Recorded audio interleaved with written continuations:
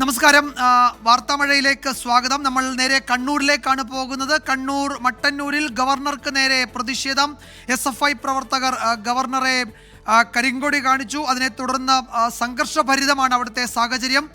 തത്സമയ ദൃശ്യങ്ങളാണ് നമ്മൾ മട്ടന്നൂരിൽ നിന്ന് കാണുന്നത്. ഗവർണർക്ക് നേരെ വലിയ പ്രതിഷേധമാണ് അവിടെ ഉണ്ടായത്. പോലീസും പ്രതിഷേധക്കാരും തമ്മിൽ ഏതാണ്ട് ഒരു ഏറ്റുമുട്ടലിൻ്റെ വക്കോളം കാര്യങ്ങൾ എത്തുകയും ചെയ്തു. അരുൺ പൂപ്പറമ്പ അവിടെ നിന്ന് ചേരും തത്സമയ വിവരങ്ങളുമായി. അരുൺ, എന്താണ് പുതിയ സാഹചര്യം? പ്രതിഷേധക്കാർ പിരിഞ്ഞു പോയിട്ടില്ല എന്ന് മനസ്സിലാക്കുന്നു.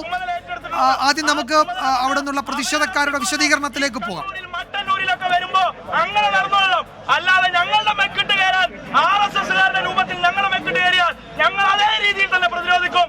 എല്ലാ കാലത്തും RSSനെ ഇതുപോലെ ജനാധിപത്യം അറിയുന്നവരോട് ജനാധിപത്യം പറഞ്ഞിട്ട് കാര്യമുള്ളൂ. അതുകൊണ്ട് തന്നെ ജനാധിപത്യം അറിയാത്ത സംഘപരിവാറിനോട് ഞങ്ങൾ ജനാധിപത്യ രീതിയിൽ തന്നെ സമരം ചെയ്യുമ്പോഴും ഒരു കാര്യം പറയാം, നിങ്ങളുടെ രീതിയിൽ നിങ്ങൾ ഒരു ചെകിട്ടത്ത് അടിക്കാനാണ് നിങ്ങൾ ശ്രമിക്കുന്നതെങ്കിൽ മറു ചെകിട്ടത്ത് ഞങ്ങൾ അടിച്ചിരിക്കും എന്നുള്ളതാണ് ഞങ്ങൾക്ക് പറയാനുള്ളത്. തീർച്ചയായും അടിക്ക് തിരിച്ചടി തന്നെയാണ് ഞങ്ങൾക്ക് ഈ കാലഘട്ടത്തിൽ പറയാനുള്ളത്. RSSകാർ ഏതെങ്കിലും തരത്തിൽ ഇനിയിപ്പോ CRPF മതിയാവില്ലെങ്കിൽ RSSകാരല്ല ഇനി ആര് വന്നാലും ഞങ്ങൾ സമരം ചെയ്യാൻ തീരുമാനിച്ചിട്ടുണ്ടെങ്കിൽ അയാളുടെ രാജ്ഭവന്റെ മുന്നിൽ പോയിട്ടും അയാളുടെ വീട്ടിന്റെ ഉള്ളിൽ പോയിട്ടും ഞങ്ങൾ സമരം ചെയ്യും. ആ ചരിത്രം ഞങ്ങൾക്കുണ്ട്. ഇത്ര മാത്രമേ ഇപ്പോ പറയുന്നുള്ളൂ.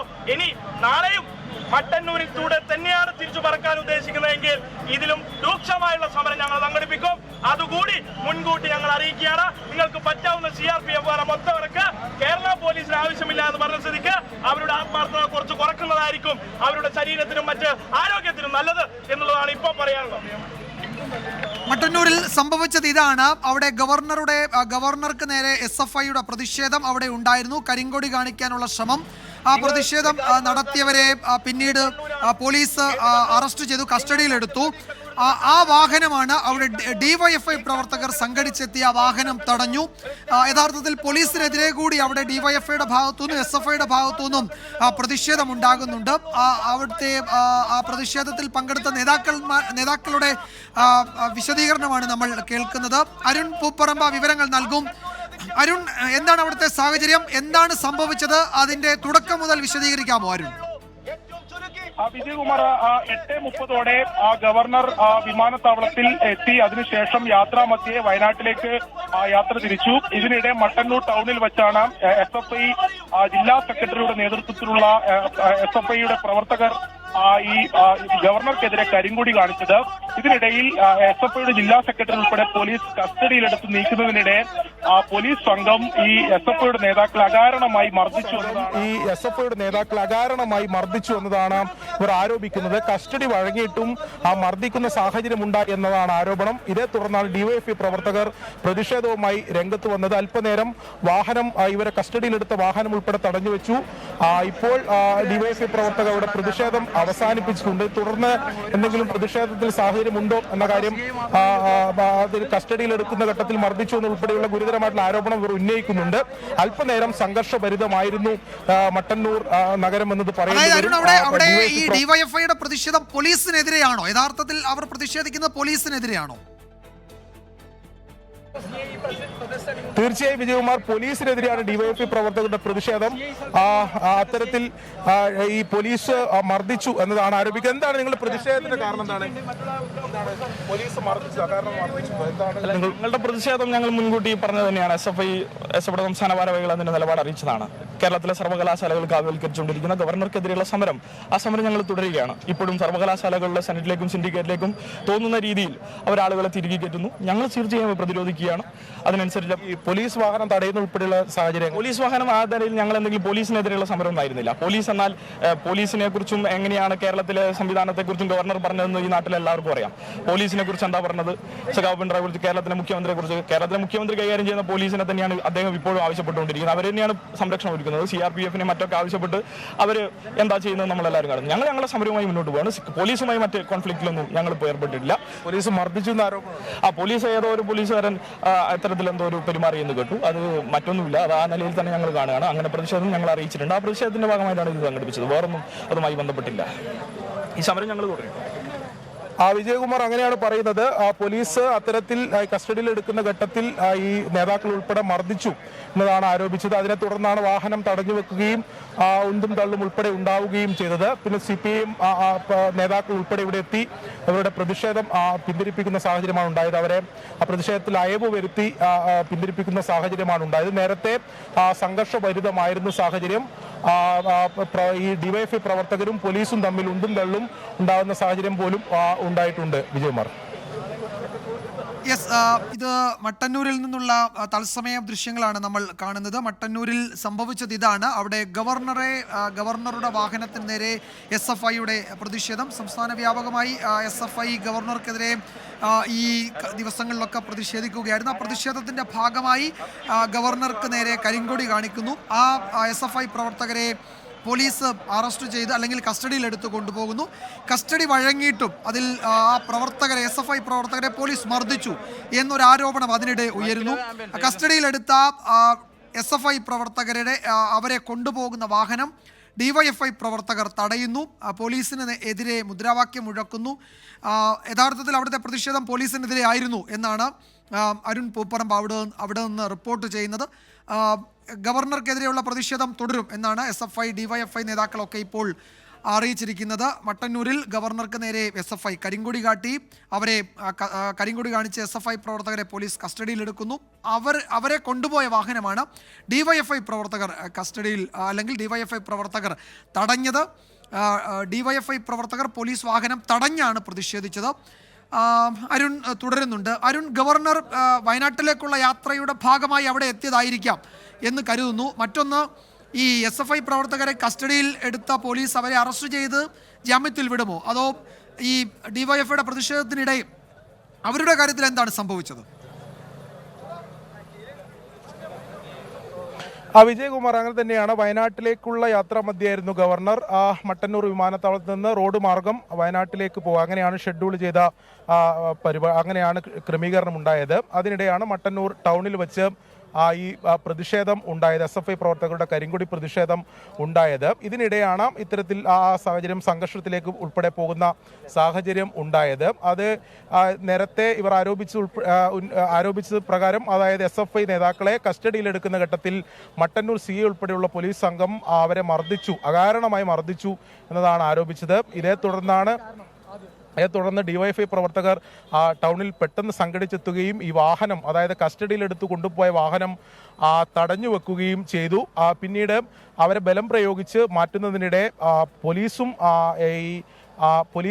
DYFI പ്രവർത്തകരും തമ്മിൽ ഉന്തും തള്ളും ഉണ്ടായ സാഹചര്യം പോലും ഉണ്ടായി. പിന്നീട് CPIM നേതാക്കൾ ഉൾപ്പെടെ ഇവിടെ എത്തി ഈ സംഘർഷത്തിന് ഒരു അയവ് വരുത്തിയിട്ടുണ്ട്. ഇവരോട് പിന്തിരിഞ്ഞു പോകണം എന്ന് ആവശ്യപ്പെട്ടു. ഇതേ തുടർന്ന് ടൗണിൽ പ്രകടനം ഉൾപ്പെടെ DYFI പ്രവർത്തകർ നടത്തിയിരുന്നു. ഇപ്പോൾ ആ സംഘർഷത്തിന് ഒരു അയവ് വന്നിട്ടുണ്ട്. ഇവരുടെ നീക്കം എന്താണെന്നുള്ള കാര്യത്തിൽ ഒരുപക്ഷെ ഇവർ നിലവിൽ SFIയുടെ നേതാക്കൾ ഉൾപ്പെടെ പോലീസിന്റെ കസ്റ്റഡിയിലാണ്. അവരെ കസ്റ്റഡിയിലെടുത്ത് നീക്കുന്ന സാഹചര്യമാണ് ഉണ്ടായത്. അവർക്കെതിരെ ഇത്തരം സംഘർഷത്തിനൊരു പശ്ചാത്തലത്തിൽ പോലീസ് കർശനമായിട്ടുള്ള നടപടികൾ എന്തെങ്കിലും സ്വീകരിക്കുമോ എന്ന കാര്യത്തിൽ അല്പസമയത്തിനകം ഒരു വ്യക്തത ഉണ്ടാകും. എന്തായാലും DYFI പ്രവർത്തകർ ഇപ്പോഴും ടൗണിൽ സംഘടിച്ച് നിൽക്കുകയാണ്. നേരത്തെ ഒരു സംഘർഷ സാഹചര്യം ഉൾപ്പെടെ ഉണ്ടായി. നിലവിൽ അതിലൊരു അയവ് വന്നിട്ടുണ്ട്. പോലീസ് നേരത്തെ ഇവരെ കസ്റ്റഡിയിലെടുത്ത് കൊണ്ടുപോകുന്ന ഘട്ടത്തിൽ വാഹനം ഉൾപ്പെടെ തടഞ്ഞു വെച്ച് വലിയൊരു സംഘർഷ സാഹചര്യം ഉണ്ടായിരുന്നു. ഇപ്പോൾ അതിനൊരു അയവ് വന്നിട്ടുണ്ട്. നിലവിൽ ഇവരുടെ SFI നേതാക്കൾ കരിങ്കൊടി പ്രതിഷേധവുമായി എത്തിയ മുഴുവൻ പ്രവർത്തകരെയും പോലീസ് കസ്റ്റഡിയിലെടുത്ത് ബലം പ്രയോഗിച്ച് നീക്കിയിട്ടുണ്ട്. അവരിപ്പോൾ മട്ടന്നൂർ പോലീസ് സ്റ്റേഷനിലോട്ടാണ് മാറ്റിയിട്ടുള്ളത്. അവർക്കെതിരെ ഈ സംഘർഷങ്ങളുടെ പശ്ചാത്തലത്തിൽ ഉൾപ്പെടെ എന്തെങ്കിലും കർശനമായ നടപടി ഉണ്ടാകുമോ എന്നതാണ് ഇനി അറിയേണ്ടത്. അത്തരം നടപടി ഉണ്ടായാൽ ഈ DYFI പ്രവർത്തകർ ഉൾപ്പെടെ കൂടുതൽ പ്രതിഷേധവുമായി രംഗത്ത് വരാനുള്ള സാഹചര്യമുണ്ട്. മട്ടന്നൂർ CA ഉൾപ്പെടെയുള്ള പോലീസ് ഉദ്യോഗസ്ഥരാണ് ഇവരെ മർദ്ദിച്ചതെന്നാണ് ഇവർ ആരോപിക്കുകയും ചെയ്യുന്നത്. ഇപ്പോഴും പൂർണ്ണമായും ഈ പ്രവർത്തകർ ഇവിടുന്ന് പിരിഞ്ഞു പോയിട്ടില്ല. CPIM ഇവിടുത്തെ നേതാക്കൾ ഉൾപ്പെടെ എത്തി ഇവരെ ഈ സംഘർഷത്തിലും ഒരു അയവ് വരുത്തിയിട്ടുണ്ട്. എന്നാൽ പ്രവർത്തകർ പൂർണ്ണമായും പിരിഞ്ഞു പോയിട്ടില്ല. മറ്റെന്തെങ്കിലും പോലീസിന്റെ കർശന നടപടി ഉണ്ടായാൽ കൂടുതൽ പ്രതിഷേധങ്ങൾക്ക് സാധ്യതയുണ്ട്. ഗവർണറുടെ വാഹനം കരിങ്കൊടി പ്രതിഷേധത്തിന് ശേഷം കടന്നുപോയി വയനാട്ടിലേക്കുള്ള യാത്രയായിരുന്നു. അതിനിടെയാണ് ഈ പ്രതിഷേധം ഉൾപ്പെടെ ഉണ്ടാവുകയും ചെയ്തത്. നിലവിൽ സംഘർഷത്തിന് എന്തായാലും അയവ് ശരി വന്നിട്ടുണ്ട്. അരുൺ, എന്തായാലും പോലീസിന്റെ ഇപ്പോൾ സംഘർഷത്തിന് അയവ് വന്നിട്ടുണ്ട്. മട്ടന്നൂരിൽ ഗവർണർക്ക് നേരെ SFI പ്രതിഷേധിച്ചു. പ്രതിഷേധിച്ച SFI പ്രവർത്തകരെ പോലീസ് കസ്റ്റഡിയിലെടുത്തു. ആ വാഹനമാണ് DYFI പ്രവർത്തകർ തടഞ്ഞത്. കസ്റ്റഡിയിലെടുത്ത SFI പ്രവർത്തകരെ പോലീസ് മർദ്ദിച്ചു എന്നൊക്കെയുള്ള ആക്ഷേപം ഉയരുന്നുണ്ട്.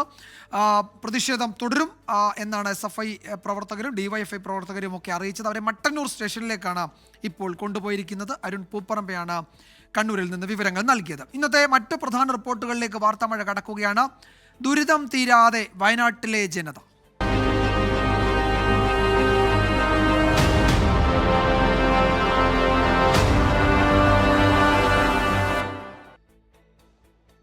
വളരെ പ്രധാനപ്പെട്ട റിപ്പോർട്ട് വയനാട്ടിൽ നിന്ന് വരുന്നത്. വയനാട് പുൽപ്പള്ളിയിൽ വന്യജീവി ശല്യത്തിനെതിരായ പ്രതിഷേധത്തിനിടെയുണ്ടായ അക്രമ സംഭവങ്ങളിൽ 2 പേരെ അറസ്റ്റ് ചെയ്തു എന്നതാണ്.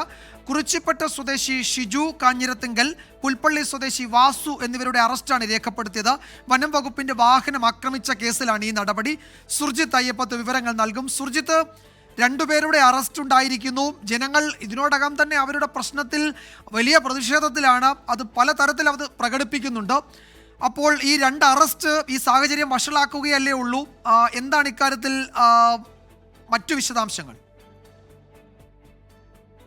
ഇതിൽ പ്രധാനപ്പെട്ട കാര്യം, ഈ അക്രമ സംഭവങ്ങളുമായി ബന്ധപ്പെട്ട് കടുത്ത നടപടി വേണം എന്നുള്ള തരത്തിൽ തന്നെയാണ് പോലീസിന്റെ നിലപാട്.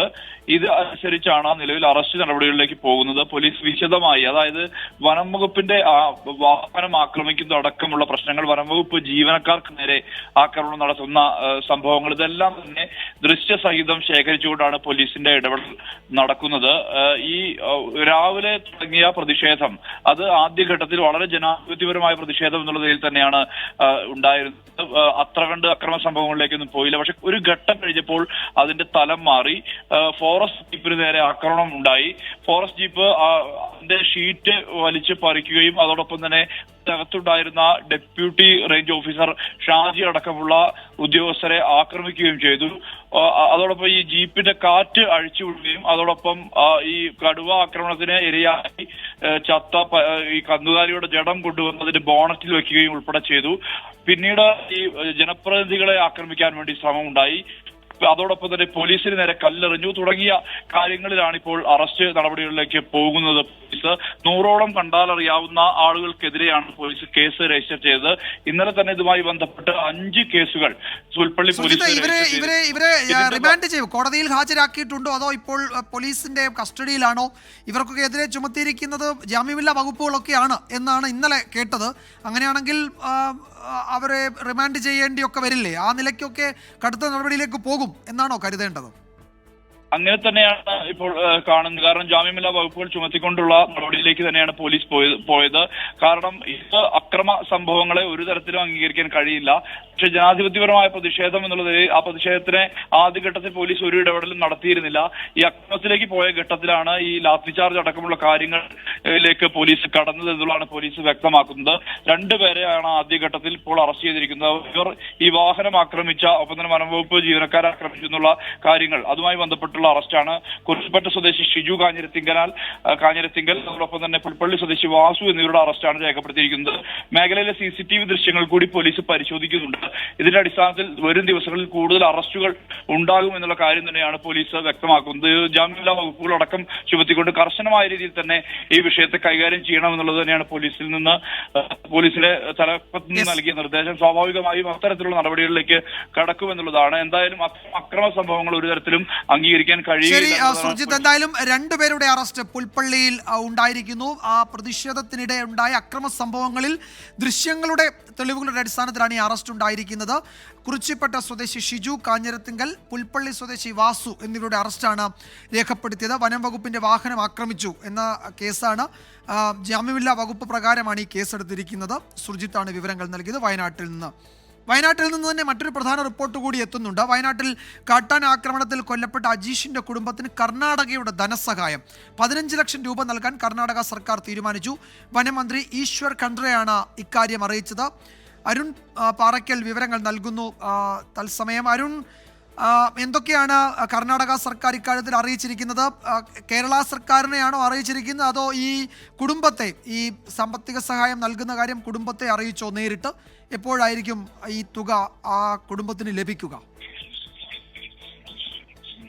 വിജയകുമാർ, കഴിഞ്ഞ നവംബർ 30-ന് ബേലൂർ താലൂക്കിൽ നിന്നാണ് ഈ ബേലൂർ മഗ്നിയെ കർണാടക വനം വകുപ്പ് പിടികൂടുന്നത്. തുടർന്ന് ബന്ദിപ്പൂർ വനമേഖലയിലേക്ക് മാറ്റുകയായിരുന്നു. ഇത് കൂട്ടം തെറ്റി വഴി തെറ്റി കേരളത്തിലേക്ക് കടന്ന് വലിയ രീതിയിലുള്ള നാശനഷ്ടങ്ങൾ ഉണ്ടാക്കി. മാത്രമല്ല, കഴിഞ്ഞ ഫെബ്രുവരി 8-ന് ചാലികത്ത പടമലയിലെ അജീഷ് എന്ന 46-കാരനെ ചെയ്തു. എന്തായാലും ഈ സംഭവം ഗൗരവമായി കർണാടക സർക്കാർ ഗൗരവമായി കണ്ടിരിക്കുന്നു. ധാർമ്മിക അതായത് അജീഷിന്റെ കുടുംബത്തിന് 15 ലക്ഷം രൂപ നഷ്ടപരിഹാരം നൽകാനായി പ്രഖ്യാപിച്ചിരിക്കുന്നു എന്നുള്ളതാണ്.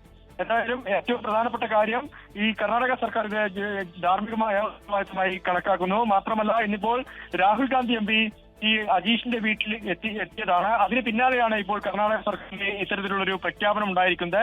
എന്തായാലും ഈ സംഭവം വീട്ടുകാരെ അറിയിച്ചിട്ടുണ്ട്. മാത്രമല്ല, മുഖ്യമന്ത്രിയുമായി ഈ വിഷയം ചർച്ച ചെയ്തു എന്നാണ് നമുക്ക് സാധിക്കുന്നത്. ഉടൻ തന്നെ ഈ നഷ്ടപരിഹാര തുക ഈ കുടുംബത്തിനെ കൈമാറുമെന്നാണ് അറിയാൻ സാധിക്കുന്നത്. വിജയകുമാർ. യെസ്, അരുൺ പാറക്കിലാണ് വിവരങ്ങൾ നൽകിയത്. കർണാടക വനം മന്ത്രി ഈശ്വർ ഖണ്ഡ്രെയാണ് ഈ സാമ്പത്തിക സഹായം നൽകുന്ന കാര്യം അറിയിച്ചിരിക്കുന്നത്. വിശദാംശങ്ങളാണ് അരുൺ നൽകിയത്. മറ്റൊരു പ്രധാന വാർത്ത കൂടിയുണ്ട്.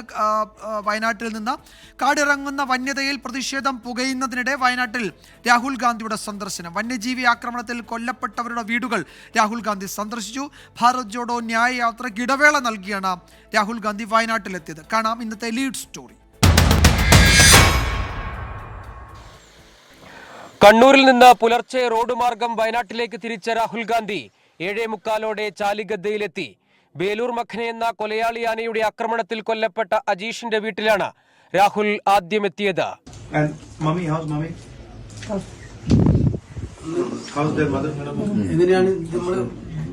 വീട്ടിൽ തന്നെയാണല്ലേ?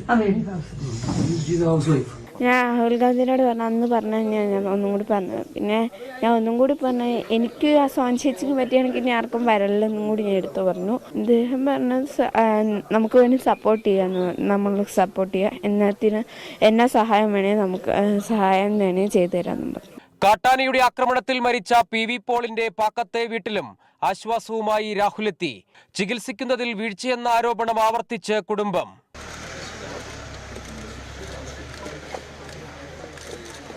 വീടിന്റെ കാര്യം, കൊച്ചിന്റെ വിദ്യാഭ്യാസം, ഈ കുടുംബത്തെ ചെലവല്ല. ഞങ്ങൾക്ക് ജീവിക്കാൻ മാർഗമില്ലാത്തവരാണ്. ഈ പപ്പ എങ്ങനെ മുന്നോട്ട് കൊണ്ടുപോകാൻ താല്പര്യമുണ്ട്, അതുപോലെ തന്നെ ഞങ്ങൾക്ക് പോകണം മുന്നോട്ട് പോകാം. കടുവയുടെ ആക്രമണത്തിൽ കഴിഞ്ഞ ഡിസംബറിൽ കൊല്ലപ്പെട്ട മൂടക്കൊല്ലി സ്വദേശി പ്രജീഷിന്റെ വീടും രാഹുൽ ഗാന്ധി സന്ദർശിച്ചു. തുടർന്ന് ഹെലികോപ്റ്റർ മാർഗം കണ്ണൂർ വിമാനത്താവളത്തിലെത്തിയ രാഹുൽ ഗാന്ധി പ്രത്യേക വിമാനത്തിൽ അലഹബാദിലേക്ക് പോയി. ഭാരത് ജോഡോ ന്യായ യാത്രയ്ക്കിടെയാണ് പ്രത്യേക സാഹചര്യം കണക്കിലെടുത്തുള്ള രാഹുലിന്റെ മണ്ഡല സന്ദർശനം. 24 വയനാട്. ലോക്സഭാ തെരഞ്ഞെടുപ്പിൽ കോഴിക്കോട്ട് എളമരം കരീമും വടകരയിൽ KK ശൈലജയും LDF സ്ഥാനാർത്ഥിയാകും. ഇന്ന് ചേർന്ന CPM ജില്ലാ കമ്മിറ്റി യോഗത്തിലാണ് ഈ തീരുമാനമുണ്ടായത്. രാഹുൽ സുരേഷ് വിവരങ്ങൾ നൽകും കോഴിക്കോട്ട് നിന്ന്. രാഹുൽ, കോഴിക്കോട്ടും വടകരയും മറ്റാരുടെയും പേര് പരിഗണിക്കേണ്ടതില്ല, ഒറ്റ പേരിലേക്ക് എത്തി എന്നാണ് കരുതേണ്ടത്. അപ്പോൾ അതിൽ മാറ്റമൊന്നും ഉണ്ടാകാൻ സാധ്യതയില്ല. ഇത് തന്നെയാകും അന്തിമം. 27-ന് പ്രഖ്യാപനം മാത്രം മതി ഇനി, അങ്ങനെ കരുതാം അല്ലേ? വിജയകുമാർ, കോഴിക്കോടും വടകരയിലും തെരഞ്ഞെടുപ്പ് ഗോത ഏതാണ്ട് ഒരുങ്ങിക്കഴിഞ്ഞു. കോഴിക്കോട്ടും വടകരയിലും LDF സ്ഥാനാർത്ഥികളുടെ കാര്യത്തിലും ഏതാണ്ട് തീരുമാനമായി കഴിഞ്ഞിരിക്കുകയാണ്. ഇന്ന് ചേർന്ന ജില്ലാ കമ്മിറ്റി യോഗം ഇത് സംബന്ധിച്ച പേരുകൾ സംസ്ഥാന നേതൃത്വത്തിന് കൈമാറിയിട്ടുണ്ട്. വിജയകുമാർ സൂചിപ്പിച്ച പോലെ തന്നെ 27-ാം തീയതി സംസ്ഥാന സെക്രട്ടറി ഇത് പ്രഖ്യാപിക്കുമ്പോൾ ഈ പേരുകളിൽ മാറ്റം വരില്ല എന്ന് തന്നെയാണ് ഏതാണ്ട് ഉറപ്പായി കഴിഞ്ഞിരിക്കുന്നു. കോഴിക്കോട് എളമരം കരീം CPM സ്ഥാനാർത്ഥിയാകും. അതോടൊപ്പം വടകരയിൽ KK ശൈലജയും CPIM സ്ഥാനാർത്ഥിയായി മത്സരിക്കാനാണ് ഇപ്പോൾ തീരുമാനമായിരിക്കുന്നത്. കോഴിക്കോട് ലോക്സഭാ മണ്ഡലത്തെ സംബന്ധിച്ചിടത്തോളം UDF-ന് വ്യക്തമായ ആധിപത്യമുള്ള ഒരു മണ്ഡലം കൂടിയാണ്. തുടർച്ചയായി UDF സ്ഥാനാർത്ഥി ജയിക്കുന്ന ഒരു മണ്ഡലം കൂടിയാണ്. അതുകൊണ്ട് ശക്തനായ ഒരു സ്ഥാനാർത്ഥി നിർത്തുകയാണെങ്കിൽ കൂടുതൽ വോട്ടുകൾ സമാഹരിക്കാം എന്നൊരു നിഗമനത്തിലേക്ക് എത്തിയിരിക്കുന്നു. അവസാന നിമിഷത്തിൽ DYFIയുടെ സംസ്ഥാന പ്രസിഡന്റായ V വസീഫിന്റെയും എളമരം കരീമിന്റെയും പേരുകളായിരുന്നു വന്നിരുന്നത്. പക്ഷേ ജില്ലയിൽ ജനങ്ങളുടെ പിന്തുണ അത് എളമരം കരീമിന് അനുകൂലമായി വന്നു. അതോടൊപ്പം നിലവിൽ അദ്ദേഹം രാജ്യസഭ MP ആയി പ്രവർത്തിക്കുകയാണ്. 4 മാസത്തിനുള്ളിൽ അദ്ദേഹത്തിന്റെ MP ആയുള്ള കാലാവധി അവസാനിക്കുന്നു. ഈ രണ്ട് കാര്യങ്ങൾ കൂടി പരിഗണിച്ചുകൊണ്ടാണ് എളമരം കരീമിന് നറുക്ക് വീഴാൻ കാരണമായിരിക്കുന്നത്. മറ്റൊന്ന് വടകരയാണ്. വടകരയിലും UDF-ന്റെ സിറ്റിംഗ് സീറ്റാണ്. K മുരളീധരൻ MP ആണ് നിലവിൽ അവിടെ MP ആയി പ്രവർത്തിക്കുന്നത്.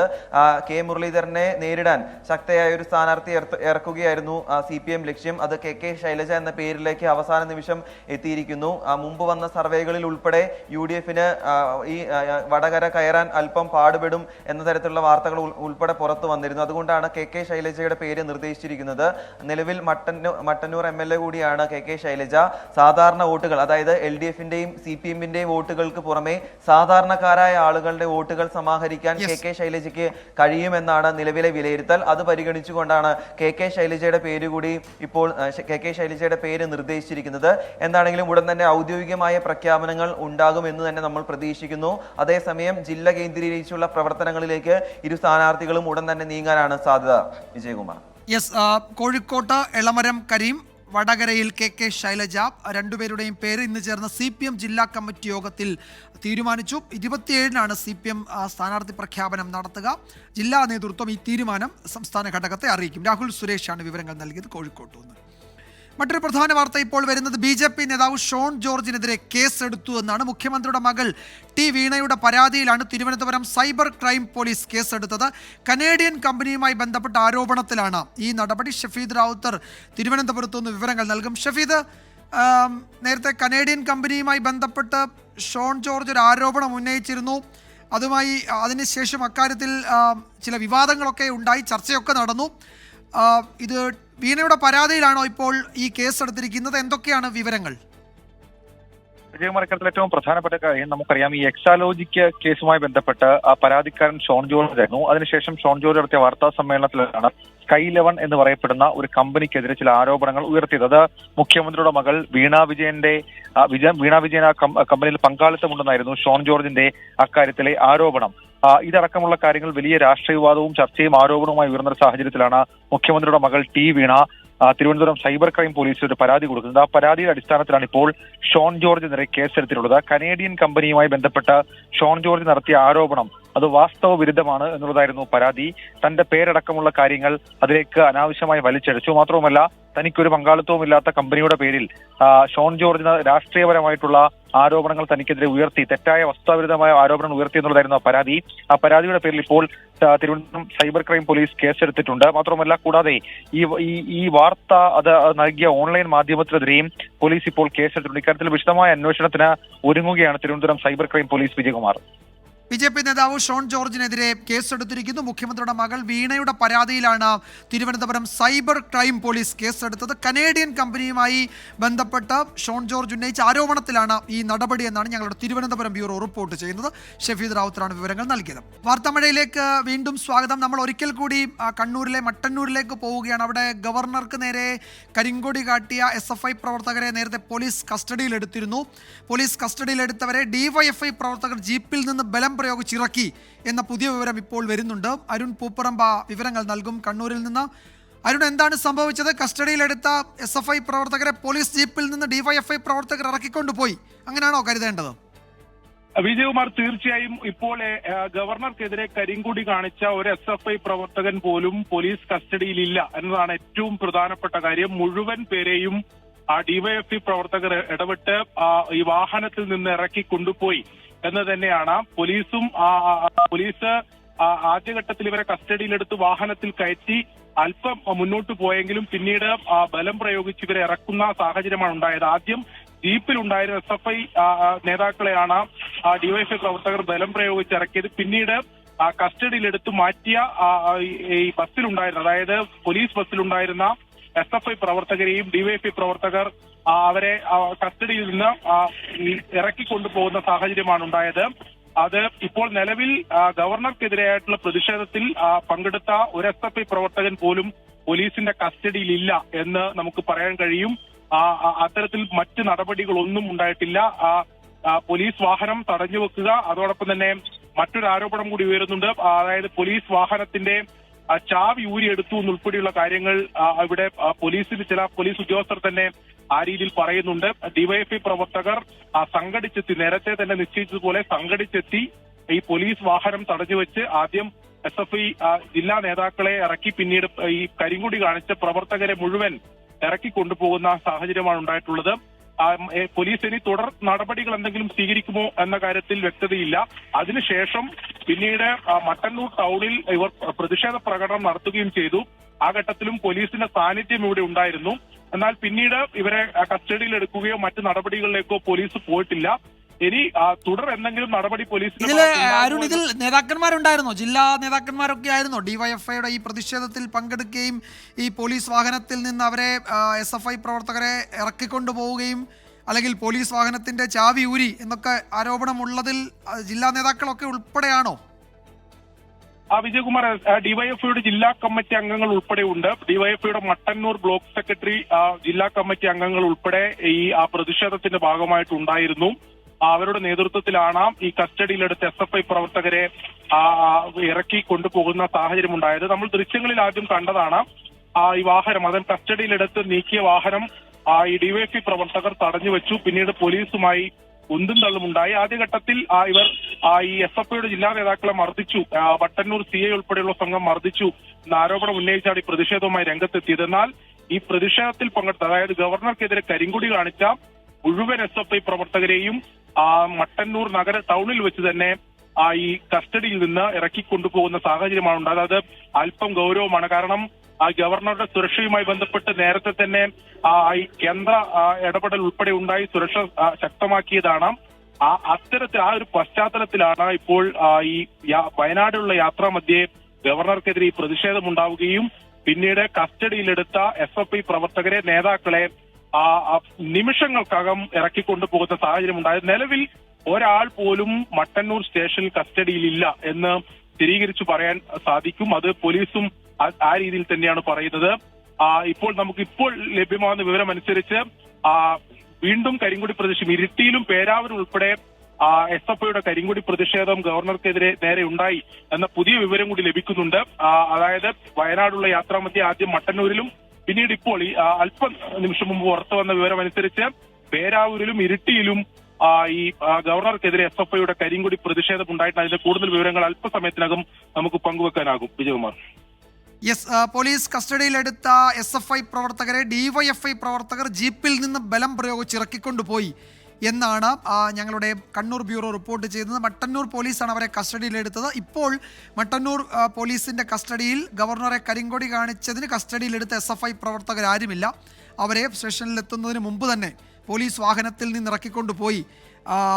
DYFIയുടെ ജില്ലാ കമ്മിറ്റി അംഗങ്ങൾ ഉൾപ്പെടെയുള്ളവർ അതിൽ ഉണ്ടായിരുന്നു. ഈ പോലീസ് വാഹനത്തിൽ നിന്ന് ഇവരെ ഇറക്കിക്കൊണ്ടു പോകാനുണ്ടായിരുന്നു എന്നാണ് അരുൺ പൂപ്പറമ്പ് റിപ്പോർട്ട് ചെയ്യുന്നത്. കണ്ണൂരിൽ ഗവർണറുടെ യാത്രയ്ക്കിടെ മറ്റ് ചില സ്ഥലങ്ങളിലും ഈ കരിങ്കൊടി പ്രതിഷേധം ഉണ്ടായിട്ടുണ്ട്. അതിൻ്റെ വിവരങ്ങൾ വന്നുകൊണ്ടിരിക്കുന്നുണ്ട്. അല്പസമയത്തിനകം നമുക്ക് അതിൻ്റെ വിശദാംശങ്ങളിലും പ്രേക്ഷകരിലേക്ക് എത്തിക്കാൻ കഴിയും. മറ്റൊരു റിപ്പോർട്ടിലേക്ക്. പ്രക്ഷോഭം നടത്തുന്ന കർഷക സംഘടനകളുമായി കേന്ദ്ര സർക്കാരിൻ്റെ നിർണായക ചർച്ച തുടങ്ങി. കേന്ദ്ര സർക്കാരും കർഷകരും തമ്മിലുള്ള 4ാം വട്ട ചർച്ചയാണ് ഇപ്പോൾ നടക്കുന്നത്. കേന്ദ്രമന്ത്രിമാരെ കൂടാതെ പഞ്ചാബ് മുഖ്യമന്ത്രിയും ഈ ചർച്ചയിൽ പങ്കെടുക്കുന്നുണ്ട്. ചർച്ച പരാജയപ്പെട്ടാൽ ഡൽഹിയിലേക്ക് നീങ്ങുമെന്ന് കർഷക സംഘടനകൾ മുന്നറിയിപ്പ് നൽകിയിട്ടുണ്ട്. പ്രക്ഷോഭത്തിൻ്റെ പശ്ചാത്തലത്തിൽ പഞ്ചാബിൽ ഇന്റർനെറ്റ് നിരോധനം നീട്ടി. നിതിൻ അംബുജൻ വിവരങ്ങൾ നൽകും ഡൽഹിയിൽ നിന്ന്. നിതിൻ, ഇത് വളരെ പ്രധാനപ്പെട്ടതാണ് ഈ ചർച്ച. കാരണം തെരഞ്ഞെടുപ്പിന് തൊട്ടു മുമ്പ് ഈ പ്രശ്നം പരിഹരിക്കണമെന്ന സമ്മർദ്ദം സർക്കാരിന് മേലുണ്ട്, BJPക്ക് മേലുണ്ട്. കഴിഞ്ഞ ദിവസം ആഭ്യന്തരമന്ത്രി അമിത്ഷാ ഈ വിഷയത്തിൽ ഇടപെട്ടു എന്ന റിപ്പോർട്ടുകൾ ഉണ്ടായിരുന്നു. ചില ഉറപ്പുകളുമായാണ് കർഷക സംഘടനാ നേതാക്കളെ കേന്ദ്ര സർക്കാർ കാണുന്നതെന്നാണ് റിപ്പോർട്ടുകൾ വന്നത്. എന്താണ് വിവരങ്ങൾ? ചർച്ച തുടരുകയാണോ? എന്തെങ്കിലും സൂചനകളുണ്ടോ?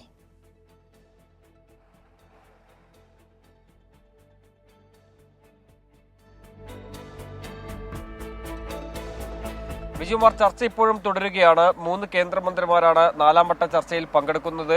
അതോടൊപ്പം തന്നെ പഞ്ചാബ് മുഖ്യമന്ത്രി ഭഗവന്ത് മാനും പങ്കെടുക്കുന്നുണ്ട്. എന്തായാലും പുതിയ നിർദ്ദേശങ്ങൾ, കഴിഞ്ഞ 3 തവണത്തെ ചർച്ചയിൽ വ്യത്യസ്തമായി പുതിയ നിർദ്ദേശങ്ങൾ കർഷകർക്ക് മുമ്പാകെ തന്നെ വെക്കുമെന്ന് നേരത്തെ തന്നെ കർഷക സംഘടനകളോട് കേന്ദ്ര സർക്കാർ അറിയിച്ചിരുന്നു. അത് എന്താണ് ഈ നിർദ്ദേശം സംബന്ധിച്ച് ഇപ്പോഴും കർഷക സംഘടനാ നേതാക്കളും തന്നെ പങ്കുവച്ചില്ല. സമിതി രൂപീകരിക്കുന്നതാണ് നിർദ്ദേശമെങ്കിൽ അംഗീകരിക്കില്ല എന്ന നിലപാട് സ്വീകരിച്ചിട്ടുണ്ട്. മാത്രമല്ല, നിയമപരമായൊരു ഉറപ്പ് അത് നൽകുന്നതിൽ തെരഞ്ഞെടുപ്പ് വരാൻ അതുമായി ബന്ധപ്പെട്ടൊരു ഓർഡിനൻസ് ഇറക്കണമെന്നൊരു ആവശ്യമാണ് കർഷക സംഘടനകൾ മുന്നോട്ട് വയ്ക്കുന്നത്. എന്തായാലും ഈ തീരുമാനം വൈകാതെ ചേരും. അതിനുശേഷമാകും സമരം തുടരുന്ന കാര്യത്തിലും അതോടൊപ്പം തന്നെ സമരം അവസാനിപ്പിക്കുന്ന കാര്യത്തിലും തന്നെ തീരുമാനമെടുക്കുകയുള്ളൂ. എന്തായാലും ഇന്ന് വളരെ പ്രധാനപ്പെട്ട ചർച്ചയാണ്. കാരണം എത്രയും പെട്ടെന്ന് സമരം പരിഹരിക്കാനുള്ള ഈ പ്രതിഷേധം കെടുത്താനുള്ളൊരു നീക്കം കേസക്കാരുടെ ഭാഗത്തുനിന്നും നടക്കുന്നുണ്ട്. അതിന്റെ ഭാഗമായി തന്നെയാണ് ഇത്തരം ഒരു ചർച്ചയിൽ പുതിയ നിർദ്ദേശങ്ങളുമായി വരാം എന്നൊരു കാര്യം കേസക്കാർ അറിയിക്കുകയും അതിനുശേഷം കർഷക സംഘടനകൾ ചർച്ചയ്ക്ക് തയ്യാറാക്കുകയും ചെയ്തത്. ചർച്ച പരാജയപ്പെട്ടാൽ നാളെ കർഷകർ ഡൽഹിയിലേക്ക് നീങ്ങും. അതിന്റെ ഭാഗമായി തന്നെ ഇന്നിപ്പോൾ കൂടുതൽ കർഷകർ പഞ്ചാബിന്റെ വിവിധയിടങ്ങളിൽ നിന്നും ശംഭുവിലേക്ക് എത്തിയിട്ടുണ്ട്. അതോടൊപ്പം ഹരിയാന പോലീസിന്റെ ഭാഗത്തും കൂടുതൽ നിയന്ത്രണങ്ങൾ ഏർപ്പെടുത്തിയിരിക്കുകയാണ്. കൂടാതെ പഞ്ചാബിലെ വിവിധ ജില്ലകളിൽ ഏതാണ്ട് 4 ജില്ലകളിൽ ഇന്നിപ്പോൾ ഇന്റർനെറ്റ് നിരോധനം അത് 24 വരെ നീട്ടിയിരിക്കുകയാണ്. അത്തരം ചില നിയന്ത്രണങ്ങൾ ഇന്നിപ്പോൾ വരുത്തിയിട്ടുണ്ട്. എന്തായാലും ശക്തമായ സമരവുമായി മുന്നോട്ട് പോകും. കേന്ദ്ര സർക്കാരും കർഷകരും തമ്മിലുള്ള 4ാം വട്ട ചർച്ച ഇപ്പോൾ തുടരുകയാണ്. കേന്ദ്രമന്ത്രിമാരെ കൂടാതെ പഞ്ചാബ് മുഖ്യമന്ത്രിയും ഈ ചർച്ചയിൽ പങ്കെടുക്കുന്നുണ്ട്. ഇന്നത്തെ ചർച്ച പരാജയപ്പെട്ട ഡൽഹിയിലേക്ക് നീങ്ങും എന്ന് കട്ടായം പറയുകയാണ്. അതൊരു മുന്നറിയിപ്പായി കർഷകർ നൽകുന്നുണ്ട്. പഞ്ചാബിൽ ഇന്റർനെറ്റ് നിരോധനം നീട്ടുകയും ചെയ്തു. പ്രശ്നപരിഹാരത്തിനുള്ള ചില ഫോമുല കേന്ദ്ര സർക്കാർ കർഷകർക്ക് സംഘടനകൾക്ക് മുന്നിൽ വെച്ചു എന്നാണ് റിപ്പോർട്ടുകൾ വ്യക്തമാക്കുന്നത്. നിതിൻ അംബുജനാണ് വിവരങ്ങൾ നൽകിയത്. ലോക്സഭാ തെരഞ്ഞെടുപ്പിൽ കൊല്ലം മണ്ഡലത്തിൽ UDF സ്ഥാനാർത്ഥി ഔദ്യോഗികമായി പ്രഖ്യാപിച്ചു. നിലവിലെ MP NK പ്രേമചന്ദ്രൻ തന്നെ ഇത്തവണയും UDFന് വേണ്ടി മത്സരിക്കും. RSP സംസ്ഥാന സെക്രട്ടറി ഷിബു ബേബി ജോൺ ആണ് സ്ഥാനാർത്ഥി പ്രഖ്യാപനം നടത്തിയത്. കൊല്ലം ലോക്സഭാ മണ്ഡലത്തിലെ UDF സ്ഥാനാർത്ഥിയുടെ കാര്യത്തിൽ ഒരു സസ്പെൻസും ഉണ്ടായില്ല. NK പ്രേമചന്ദ്രൻ MPയുടെ ഉറപ്പായിരുന്ന സ്ഥാനാർത്ഥിത്വം ഇന്ന് ഔദ്യോഗികമായി പ്രഖ്യാപിച്ചു എന്ന് മാത്രം. RSP സംസ്ഥാന കമ്മിറ്റി ഏകകണ്ഠമായാണ് NK പ്രേമചന്ദ്രന്റെ സ്ഥാനാർത്ഥിത്വം അംഗീകരിച്ചത്. കഴിഞ്ഞ ദിവസം കൂടിയ പാർട്ടി സംസ്ഥാന കമ്മിറ്റിയും പാർട്ടി സംസ്ഥാന സെക്രട്ടേറിയറ്റും ഏകകണ്ഠമായി സഖാവ് NK പ്രേമേന്ദ്രനെ വീണ്ടും കൊല്ലം പാർലമെന്റ് മണ്ഡലത്തിൽ നിന്ന് മത്സരിപ്പിക്കാൻ തീരുമാനിച്ചിരിക്കുകയാണ്. UDF സമിതിയെ തീരുമാനം അറിയിച്ചു. അവരുടെ അനുമതിയോടുകൂടി തന്നെയാണ് ഇന്നിപ്പോൾ സ്ഥാനാർത്ഥി പ്രഖ്യാപനം ഉണ്ടാകുന്നത്. NK പ്രേമചന്ദ്രന് ലോക്സഭയിലേക്ക് ഇത് 5ാം അംഗം. 1996-ലും 1997-ലും LDF ടിക്കറ്റിൽ മത്സരിച്ച് വിജയിച്ചു. 2014-ൽ മുന്നണി മാറ്റത്തിന് ശേഷം UDFിലെത്തിയ NK പ്രേമചന്ദ്രൻ MA ബേബിയെ പരാജയപ്പെടുത്തി. രാഷ്ട്രീയ പ്രതിയോഗികൾക്കെതിരെ അപവാദ പ്രചരണം നടത്തുക എന്നത് CPIM തന്ത്രമെന്നും അതിനെ അതിജീവിക്കാനുള്ള കഴിവ് UDFിനുണ്ടെന്നും NK പ്രേമചന്ദ്രൻ 24നോട് പറഞ്ഞു. എല്ലാ തെരഞ്ഞെടുപ്പുകളിലും CPM എടുത്തിട്ടുള്ള ഒരു തന്ത്രം വ്യക്തിഹത്യയിലൂടെ നിസ്സാരമായ കാരണങ്ങളുടെ പേരിൽ അപവാദ പ്രചരണം നടത്തി രാഷ്ട്രീയമായും വ്യക്തിപരമായും പ്രത്യാക്രമണം നടത്തുക എന്നുള്ളതാണ്. അതിനെ അതിജീവിക്കാനുള്ള കഴിവും കരുത്തും ശക്തിയും ഐക്യജനാധിപത്യ മുന്നണിക്കൊണ്ടൊന്ന്. പിന്നെ എന്നെ കൊല്ലം ലോക്സഭാ മണ്ഡലത്തിലെയും കേരളത്തിലെയും ജനങ്ങൾക്ക് നല്ലതുപോലെ അറിയാം. M മുകേഷ് MLAയുടെ പേരാണ് കൊല്ലത്ത് LDF സജീവമായി പരിഗണിക്കുന്നത്. കുമ്മനം രാജശേഖരനെ കളത്തിലിറക്കാനാണ് BJP നീക്കം. 24 തിരുവനന്തപുരം.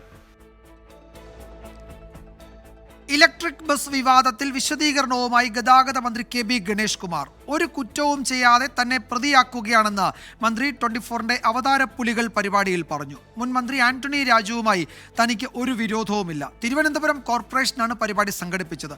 ട്രാൻസ്പോർട്ട് കമ്മീഷണർ തന്റെ ഓഫീസിലെത്തി ബഹളം വെച്ചെന്ന വാർത്തയും മന്ത്രി നിഷേധിച്ചു. അദ്ദേഹത്തോട് എനിക്ക് യാതൊരു പ്രശ്നവുമില്ല. കാരണം എന്താ പറയുക, അദ്ദേഹം തെറ്റിദ്ധരിച്ചതാണ്. അത് ഞാൻ സംഘടിപ്പിച്ച പ്രോഗ്രാം അല്ല. അത് തെറ്റിദ്ധരിച്ച് പറഞ്ഞു, അത് തിരുത്തിയില്ല എന്നുള്ളതേ ഉള്ളൂ. തിരുത്തേണ്ടത് ഞാനല്ല, ഞാനൊന്ന് പറഞ്ഞു എന്നുള്ളതേ ഉള്ളൂ. അങ്ങനെ കിടക്കുന്നതുകൊണ്ട് എനിക്ക് വിഷമമൊന്നുമില്ല. അങ്ങനെയെങ്കിൽ അങ്ങനെ. ഇലക്ട്രിക് ബസ്സുകളുടെ ഉദ്ഘാടനത്തിന് മുൻമന്ത്രി ആന്റണി രാജുവിനെ ഒഴിവാക്കിയത് താനല്ലെന്നാണ് KB ഗണേഷ് കുമാർ വിശദീകരിക്കുന്നത്. ആ പരിപാടിയുടെ സംഘാടകർ തിരുവനന്തപുരം നഗരസഭയായിരുന്നു. ഉദ്ഘാടനത്തിന് തന്നെ വിളിച്ചതാകട്ടെ മന്ത്രി MB രാജേഷും. വിഷയത്തിൽ ആന്റണി രാജു തെറ്റിദ്ധരിച്ചതാണ്. തനിക്ക് ആന്റണി രാജുവിനോട് ഒരു വിരോധവുമില്ല. ട്രിവാൻഡ്രം കോർപ്പറേഷൻ സംഘടിപ്പിച്ചതാണ്. ഉദ്ഘാടനം ചെയ്തത് MP രാജേഷ് മിനിസ്റ്ററാണ്.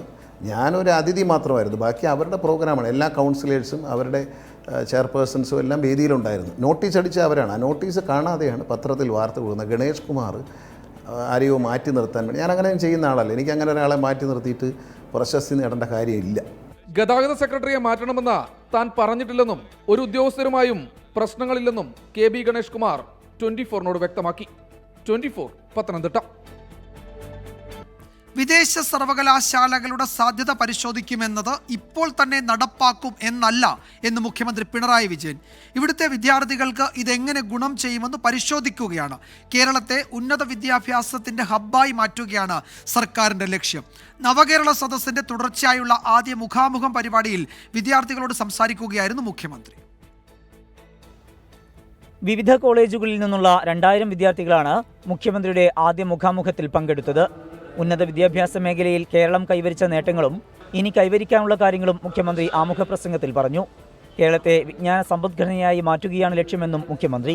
ഉന്നത വിദ്യാഭ്യാസ രംഗത്ത് ആവശ്യമായ മാറ്റങ്ങളും പരിഷ്കാരങ്ങളും കൊണ്ടുവരിക എന്നതുകൂടിയാണ് സർക്കാർ കാണുന്നത്. കേരളത്തെ ഉന്നത വിദ്യാഭ്യാസത്തിൻ്റെ ഹബ്ബാക്കി മാറ്റാനാണ് നാം ഉദ്ദേശിക്കുന്നത്.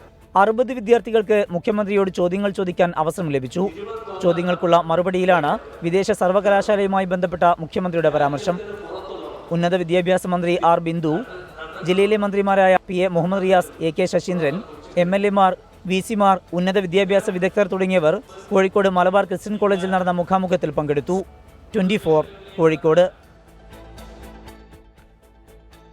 ക്രിമിനൽ പരാമർശത്തിൽ ഗവർണർക്ക് മറുപടിയുമായി ഉന്നത വിദ്യാഭ്യാസ വകുപ്പ് മന്ത്രി ഡോക്ടർ ആർ ബിന്ദു. ഇരിക്കുന്ന ഇരിപ്പിടത്തെക്കുറിച്ച് ബോധമില്ലാത്തവർക്ക് മറുപടി പറയാനില്ല. ആ ബോധ്യമില്ലാത്തവർ ചെയ്യുന്നതിന് മറുപടി പറഞ്ഞാൽ അതേ നിലവാരത്തിലാകുമെന്നും മന്ത്രി പറഞ്ഞു. ആരെങ്കിലും അവരിയ്ക്കുന്ന ആ ഇരിപ്പിടത്തിന് അനുസരിച്ച് പെരുമാറുന്നില്ലെങ്കിൽ നമ്മളും അതുപോലെ തന്നെ ചെയ്യാൻ പറ്റില്ലല്ലോ. ഞാൻ ഇപ്പോൾ ഇരിക്കുന്ന ഉത്തരവാദിത്തത്തെക്കുറിച്ച്, അതിൻ്റെ ചുമതലകളെക്കുറിച്ചൊക്കെ ഉത്തമ ബോധ്യത്തിലാണ് ഞാൻ പോകുന്നത്. അപ്പോൾ എൻ്റെ ആ നിലവാരം കളഞ്ഞു കുളിച്ചുകൊണ്ട് സംസാരിക്കാൻ ഞാൻ ഉദ്ദേശിക്കുന്നില്ല. അദ്ദേഹം നേരത്തെ ബഹുമാനപ്പെട്ട മുഖ്യമന്ത്രിയെ ക്രിമിനൽ എന്ന് വിളിച്ചു. കണ്ണൂരിലെ മുഴുവൻ ജനങ്ങളും ക്രിമിനലുകളാണെന്ന് പറഞ്ഞു. കേരളക്കരക്കാരെ മുഴുവൻ ക്രിമിനലായി ചിത്രീകരിക്കുന്ന രീതിയിലാണ് എന്നുള്ളത് മനസ്സിലാകുന്നുണ്ടല്ലോ. നേരത്തെ നമുക്ക് മനസ്സിലായിട്ടുണ്ട്. BJP ദേശീയ കൗൺസിലിൽ കോൺഗ്രസിനെ കടന്നാക്രമിച്ച് പ്രധാനമന്ത്രി നരേന്ദ്രമോദി. വിശ്വാസത്തിന്റെയും ജാതിയുടെയും പേരിൽ കോൺഗ്രസ് ജനങ്ങളെ ഭിന്നിപ്പിക്കുന്നുവെന്നാണ് വിമർശനം. 400-ലധികം സീറ്റുകൾ നേടി NDA വീണ്ടും അധികാരത്തിലെത്തുമെന്നും അടുത്ത 100 ദിവസം BJP പ്രവർത്തകർ പുതിയ ഊർജ്ജത്തോടെ പ്രവർത്തിക്കണമെന്നും പ്രധാനമന്ത്രി ആഹ്വാനം ചെയ്തു. കേന്ദ്ര സർക്കാർ നേട്ടങ്ങൾ എണ്ണിപ്പറഞ്ഞ പ്രധാനമന്ത്രി നരേന്ദ്രമോദി ഇന്ത്യ സഖ്യത്തെയും കോൺഗ്രസിനെയും രൂക്ഷമായി വിമർശിച്ചു. കള്ളം പറയാൻ പ്രതിപക്ഷത്തിന് ഒരു മടിയുമില്ലെന്ന് ഇന്ത്യ മുന്നണിയെ ലക്ഷ്യം വെച്ച് പ്രധാനമന്ത്രി നരേന്ദ്രമോദി. हमें सबका विश्वास हासिल करना है और जब सबका प्रयास होगा तो देश की सेवा के लिए सबसे ज्यादा सीटें भी बीजेपी को ही मिलेगी. കുടുംബവാഴ്ചയും അഴിമതിയും നിറഞ്ഞ പാർട്ടിയാണ് കോൺഗ്രസ് എന്നും പ്രധാനമന്ത്രിയുടെ വിമർശനം. കഴിഞ്ഞ 10 വർഷത്തെ NDA ഭരണത്തിലൂടെ അഴിമതിയിൽ നിന്ന് രാജ്യത്തെ മോചിപ്പിക്കാനായെന്നും അടുത്ത 5 വർഷം രാജ്യ വികസനത്തിൽ നിർണായകമാണെന്നും പ്രധാനമന്ത്രി നരേന്ദ്രമോദി പറഞ്ഞു. കർഷക സമര പശ്ചാത്തലത്തിൽ കർഷകർക്കായി നടപ്പിലാക്കിയ കേന്ദ്ര പദ്ധതികളും പ്രധാനമന്ത്രി വിശദീകരിച്ചു. 3ാം തവണയും 400-ലധികം സീറ്റുകൾ നേടി NDA അധികാരത്തിൽ വരുമെന്ന് അവകാശപ്പെട്ട പ്രധാനമന്ത്രി അതിനായി BJP 370 സീറ്റുകൾ നേടണമെന്നും പറഞ്ഞു. അടുത്ത 100 ദിവസം പുതിയ വോട്ടർമാരിൽ സർക്കാർ നേട്ടങ്ങൾ എത്തിക്കുവാനും പ്രവർത്തകരോട് മോദി ആഹ്വാനം ചെയ്തു. BJP ദേശീയ അധ്യക്ഷൻ JP നദ്ദയുടെ കാലാവധി ജൂൺ വരെ നീട്ടിയ തീരുമാനം കൗൺസിൽ അംഗീകരിച്ചു. 24 ഡൽഹി. ലോക്സഭാ തെരഞ്ഞെടുപ്പ് നടക്കാനിരിക്കെ കൂടുതൽ കോൺഗ്രസ് നേതാക്കൾ BJPയിലേക്കെന്ന് സൂചന. കമൽനാഥിനും നവജോത് സിംഗ് സിദ്ധുവിനും പുറമെ മനീഷ് തിവാരിയും പാർട്ടി വിടുന്നുവെന്നാണ് റിപ്പോർട്ടുകൾ. എന്നാൽ വാർത്ത അടിസ്ഥാനരഹിതമാണെന്ന് മനീഷ് തിവാരിയുടെ ഓഫീസ് പ്രതികരിച്ചു. ഇന്ത്യ സഖ്യം 7 കുടുംബങ്ങളുടെ മുന്നണിയെന്ന് BJP ദേശീയ കൗൺസിലിൽ അമിത്ഷാ വിമർശിച്ചു. മധ്യപ്രദേശിലെ മുതിർന്ന കോൺഗ്രസ് നേതാവ് കമൽനാഥും മകൻ നകുൽനാഥും BJPയിലേക്കെന്ന അഭ്യൂഹങ്ങൾ ശക്തമാകുന്നതിനിടയിലാണ് കോൺഗ്രസ് MP മനീഷ് തിവാരിയെ പറ്റിയുള്ള വാർത്തകളും പ്രചരിച്ചത്. BJPയിലെ നേതാക്കളുമായി തിവാരി ചർച്ച നടത്തിയെന്നും ഉടൻ കോൺഗ്രസ് വിടുമെന്നുമായിരുന്നു റിപ്പോർട്ടുകൾ. മനീഷ് തിവാരി BJPയിലേക്ക് പോകില്ലെന്നും അടിസ്ഥാനരഹിതമായ വാർത്തകളാണ് പ്രചരിക്കുന്നതെന്നും MPയുടെ ഓഫീസ് വ്യക്തമാക്കി. കോൺഗ്രസ് വിട്ട് BJPയിൽ ചേരുമോ എന്നതിൽ കമൽനാഥ് ഇപ്പോഴും വ്യക്തത വരുത്തിയിട്ടില്ല. ഡൽഹിയിൽ തുടരുന്ന സാഹചര്യത്തിൽ കമൽനാഥ് BJP ദേശീയ നേതാക്കളുമായി കൂടിക്കാഴ്ച നടത്തിയേക്കുമെന്നാണ് റിപ്പോർട്ട്. പഞ്ചാബിൽ കോൺഗ്രസിനുള്ളിലെ പോര് മുറുകുന്നതിനിടെ നവജോത് സിംഗ് സിദ്ധുവും പാർട്ടി വിട്ടേക്കുമെന്നാണ് വിവരം. അതിനിടെ അഴിമതിക്കാരുടെ സഖ്യമാണ് ഇന്ത്യ മുന്നണിയെന്ന് BJP ദേശീയ കൗൺസിൽ യോഗത്തിൽ കേന്ദ്ര ആഭ്യന്തരമന്ത്രി അമിത് ഷാ വിമർശിച്ചു. आजादी के दूसरे दिन होनी चाहिए थी, परंतु जब तक कांग्रेस रही, जब तक इंडिया अलायंस वाले रहे, इसकी कल्पना भी नहीं की मोदी जी ने गुलाम. ലോക്സഭാ തെരഞ്ഞെടുപ്പിലേക്ക് അടുക്കുമ്പോൾ കോൺഗ്രസ് ഉൾപ്പെടെയുള്ള പ്രതിപക്ഷ പാർട്ടികൾക്ക് നിർണായകമാണ് വരും ദിവസങ്ങൾ. 24 ഡൽഹി. പത്തനംതിട്ട ഏഴംകുളം ദേവീക്ഷേത്രത്തിലെ തൂക്കം വഴിപാടിനിടെ താഴെ വീണു കുഞ്ഞിനു പരിക്ക്. പത്തനാപുരം സ്വദേശികളുടെ 10 മാസം പ്രായമുള്ള കുഞ്ഞാണ് തൂക്കക്കാരന്റെ കയ്യിൽ നിന്ന് വീണത്. കുഞ്ഞിന്റെ കൈക്ക് പൊട്ടലുണ്ട്. ഇന്നലെയാണ് പത്തനംതിട്ട ഏഴംകുളം ക്ഷേത്രത്തിൽ കുംഭഭരണി ഉത്സവത്തിന്റെ ഭാഗമായുള്ള ഗരുഡൻ തൂക്ക വഴിപാടിനിടെ 10 മാസം പ്രായമുള്ള കുഞ്ഞ് താഴെ വീണത്.